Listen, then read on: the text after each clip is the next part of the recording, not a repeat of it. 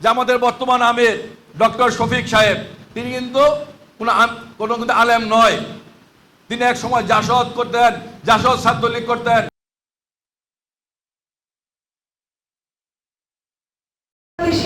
প্রাণের দাবি হচ্ছে শিক্ষাকে জাতীয় নিয়োগ দেব। গণতন্ত্র প্রতিষ্ঠা করেছিলেন বাংলাদেশের সমস্ত। এটা কেন করছে? জামাতের লোকজন তারা জানেন তারা এমপি হতে পারবেন না।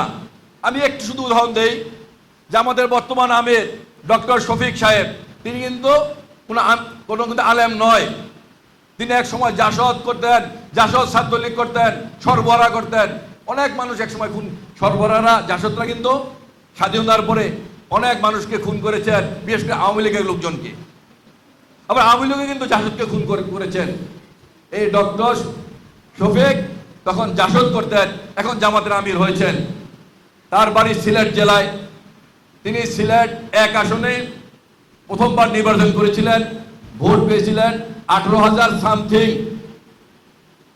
আবার 96 সনে তিনি ওই একই আসনে, সিলেট 1 আসনে ভোট নির্বাচন করেছিলেন, ভোট পেয়েছেন 17,000 সামথিং।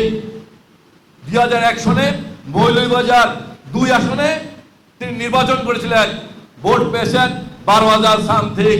অর্থাৎ 3বারও কিন্তু তিনি 50,000 ভোট পাননি। ভাই, তাদের তো এমপি হতে হবে। এই এমপি হওয়ার জন্যই পিআর পদ্ধতি। ভোট কি পাইলো আর না পাইলো, শফিকুর রহমান মন চাইলে কিন্তু তেজগাঁ থেকে এমপি হয়ে যাবে।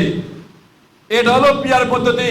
বাংলাদেশের মানুষ এই পিআর পদ্ধতি যখন গ্রহণ করলেন না, নতুন করে এই নির্বাচন বানচাল করার জন্য শুরু করলো আবার গণভোট।